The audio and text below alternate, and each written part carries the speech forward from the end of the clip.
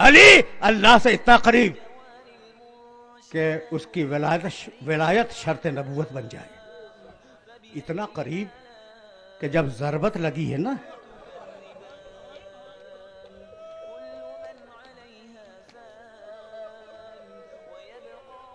تو ایک مرتبہ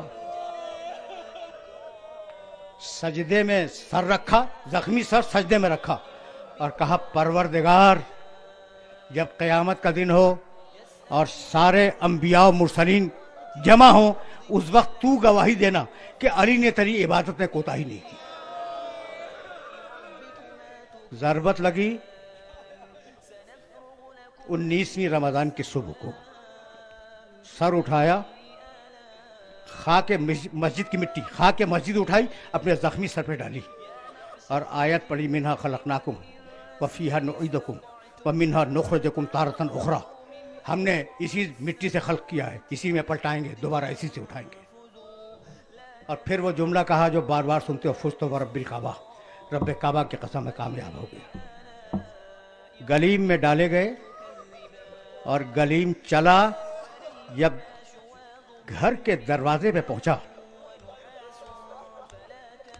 ایک طرف سے حسن ابن علی نے اٹھایا تھا، دوسری طرف سے حسین ابن علی نے اٹھایا تھا، پیچھے دو علی کے ساتھیوں نے اٹھایا ہوا تھا. کہنے لگے بیٹے حسن سن رہے ہو نا، سیدانیاں رو رہی ہیں.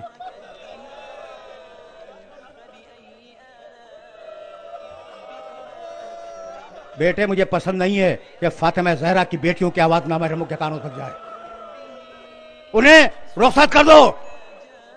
جب وہ رخصت ہو گئے نا تو علی نے کہا کہ جب میں چلا تھا گھر سے تو بچیوں نے مجھے اپنے پاؤں سے جاتے ہوئے دیکھا تھا. بچیوں کو بڑا صدمہ ہوگا، بچیوں کو بڑا صدمہ ہوگا. ایک ہاتھ حسن کے کاندھے پر رکھا، دوسرا ہاتھ حسین کے کاندھے پر رکھا. جیسے ہی دروازے میں داخل ہوئے بچیوں نے ایک چیخ ماری، کہنے لگے کہ بیٹیوں اتنا نہیں روتے، صبر کرو. یہ جملہ تو ساری بیٹیوں سے کہا تھا اور اب زینب کی طرف مڑے، کہنے لگے زینب تو بہت رو رہی ہے نا باپ کے زخمی سر کو دیکھ کر، جب بھائی کے کٹے ہوئے سر کو نو کے نیزہ پہ دیکھے گی.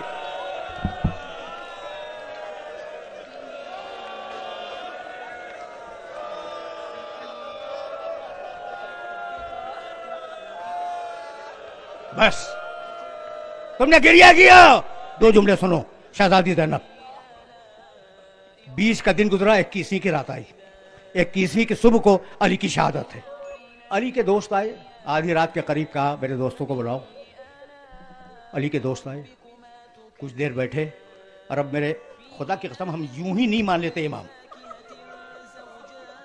اس وقت میں 21ویں کی رات ہے. ساتھیوں سے ملے، خیریت پوچھی اور اس کے بعد کہنے لگے سلونی سلونی قبل ان تفقدوا. تاریخ ہے، تاریخ پوچھو. اور اس کے بعد ایک جملہ کہا جو زندگی میں کبھی نہیں کہا تھا. کہنے لگے لیکن زیادہ نہ پوچھنا اس لیے کہ علی کمزور ہو گیا ہے. سن لیا. پھر بھی کچھ لوگوں نے سوالات کیے، علی نے جوابات دیے، کتابوں میں موجود ہیں، میں نے دیکھے ہیں. پھر اپنے ساتھیوں کو مخاطب کیا. اسبغ ابن نباتہ ہیں، حجر ابن عدی ہیں، دوسرے بزرگ تشریف فرما ہیں.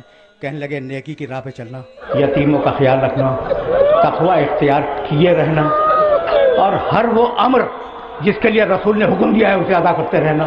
یہ کہہ کے اپنا ہاتھ زخمی پیشانی پہ رکھا اور کہنے لگے حفظکم اللہ. لوگوں سنو، اب مجھے محشر میں دیکھو گے.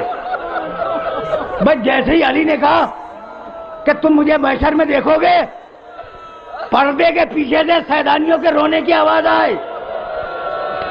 کہنے لگے اہل کوفہ رک جاؤ، جانتے ہو یہ کون بیویاں رو رہی ہیں؟ یہ محمد کی نواسیاں ہیں، فاطمہ زہرا کی بیٹیاں ہیں. ایک دن کوفے میں آئیں گی، ان کا خیال رکھنا.